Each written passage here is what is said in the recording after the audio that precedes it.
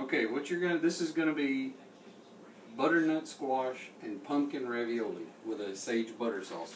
What you're gonna need for that is 18 tablespoons of butter, which is 2 sticks and 2 additional squares from another stick. You're gonna need 1 cup of cooked and mashed butternut squash, 1 cup of cooked and mashed pumpkin, salt and pepper to taste, 6 tablespoons of heavy cream, 6 tablespoons of Parmesan Reggiano, plus 4 ounces set aside in a different container.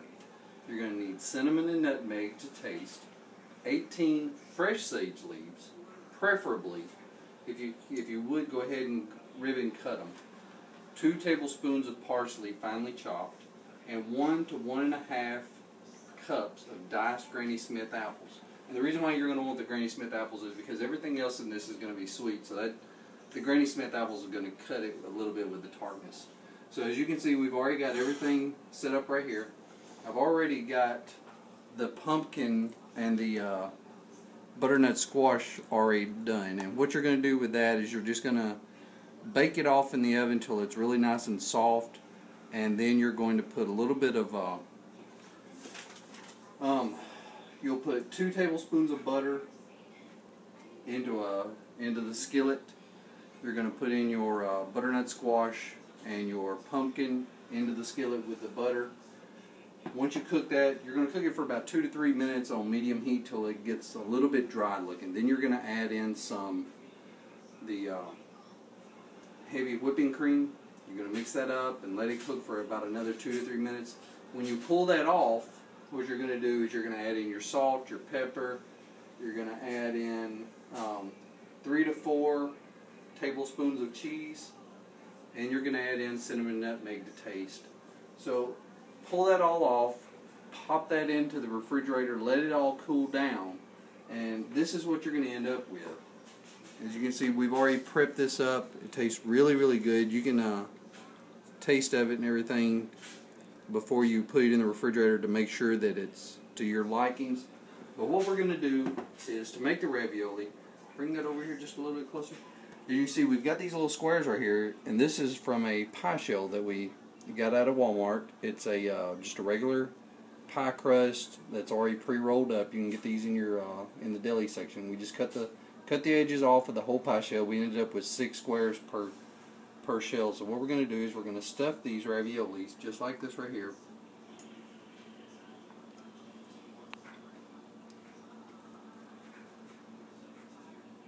And then we're going to fold them in. You see that right there? You're going to fold them in just like that. And then what we're going to do is we're going to seal these all around the edges. That way none of that pumpkin escapes once we put it into the water. Because there's nothing worse than having some boiling water that you're trying to cook pasta in, and the filling from the ravioli or from the tortellini or whatever you're cooking escapes out of the side of it. All it does is turns your water into one big mess. So as you can see, all we're going to do is just keep on sealing these up real good. You can use just a regular old kitchen fork to seal this up with. It doesn't take very long at all to seal these.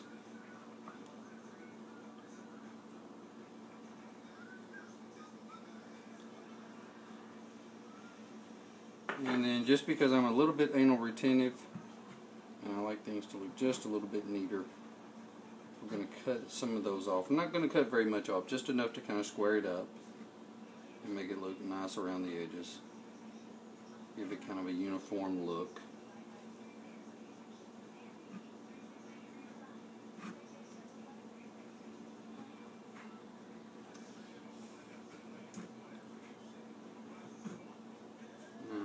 We've already got the water boiling, so what we're going to do is we're going to drop these into the water over here for about 3 to 4 minutes on a high roll boil.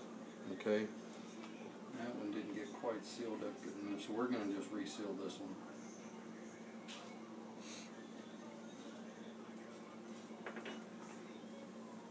We'll just let them cook in there like that.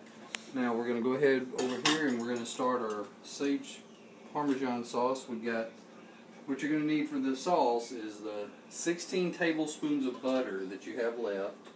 Okay, we're going to get that good and heated up and clear this out of the way. Now, as you can see, we've already got some of these that are made, that we've already cooked off. You see that they got that nice glossy look, that pale opaque look. That's what your pasta should look like once you cook it. It's a little bit al dente, which means it's not mushy tender, but it's also it's not so undone that you don't want to eat it.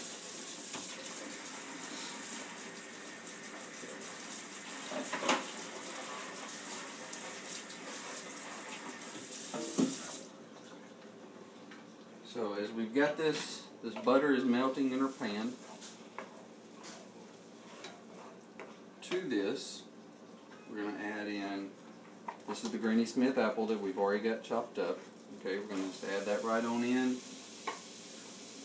This is all of our sage right here. Okay, this is ribbon cut. This is the one, it equals to 1 shot of sage, but it's about 2 tablespoons, 18 leaves. Okay. Now, just because I want to, I've got 1 tomato right here. All this is the flesh. It's not any of the seeds or anything like that. Just give that a little bit of color.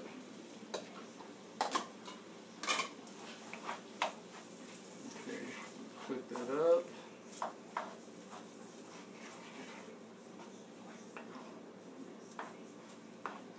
Okay, got that over medium heat right there. We're going to let that cook for a little while.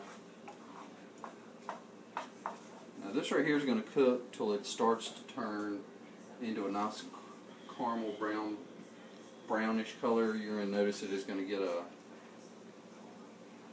as everybody says, it's browning. It looks like it's burning.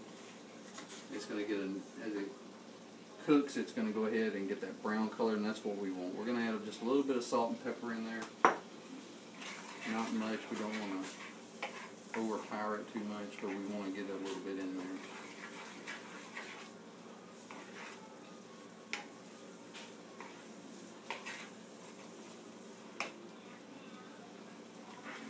Let that cook.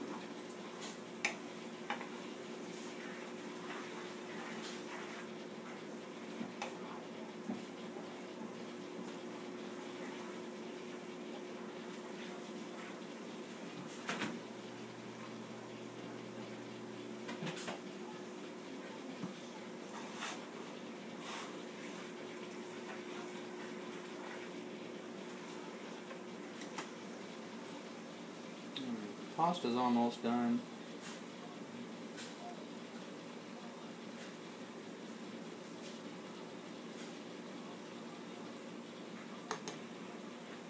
Cook just a little bit longer.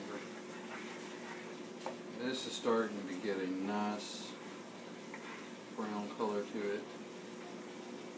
Just cut that up just a little bit.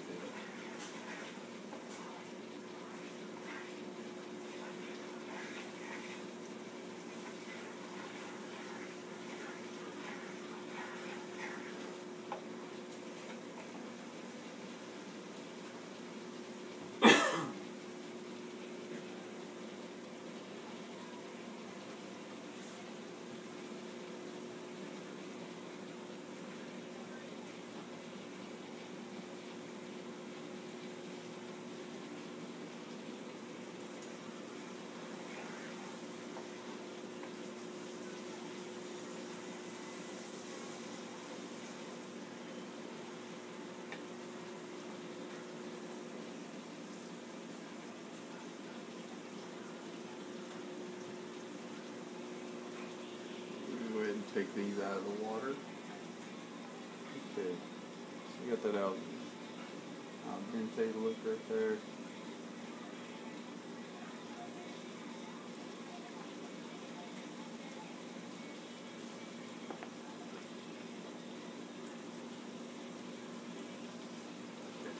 Set these off to the side. Go ahead and turn that off.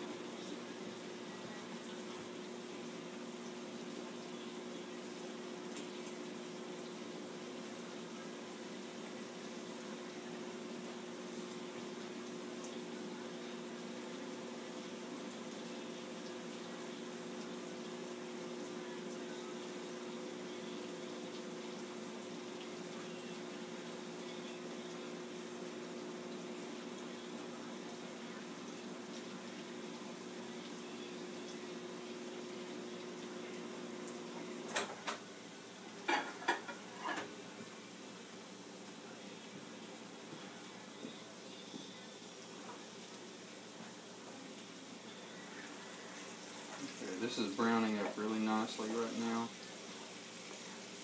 Just a little bit closer, you can see this right here where it's starting to turn a little bit of brown color. Starting to get a little bit browning to it. This can take 5, 6, 7 minutes to get that nice brown color to it. Plus, you don't want to overcook the apples, but you still want that nice brown color to it. What we're going to do here now is I'm going to add just a little bit of cream to it. You don't have to do this, but I want a little bit of a creamy sauce for the pasta.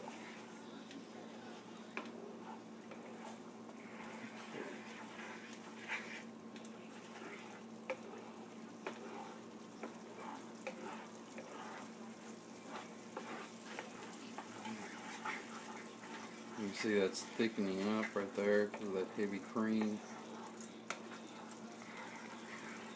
I need to take that off of the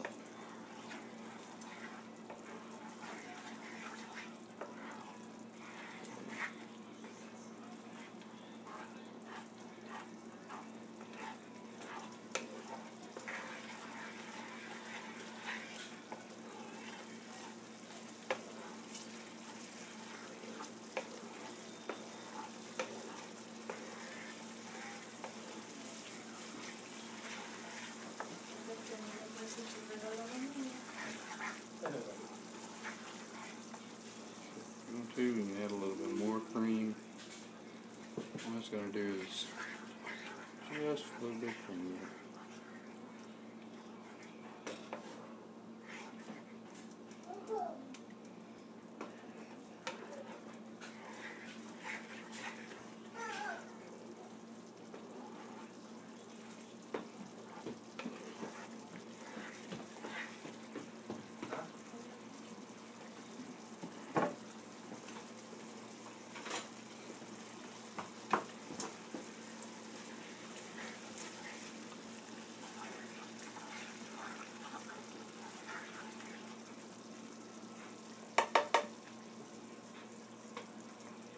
Now all we're going to do is take this off.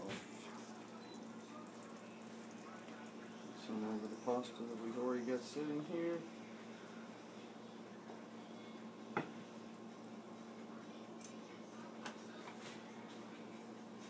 little parsley. Nice Parmesan cheese. And we'll call it done.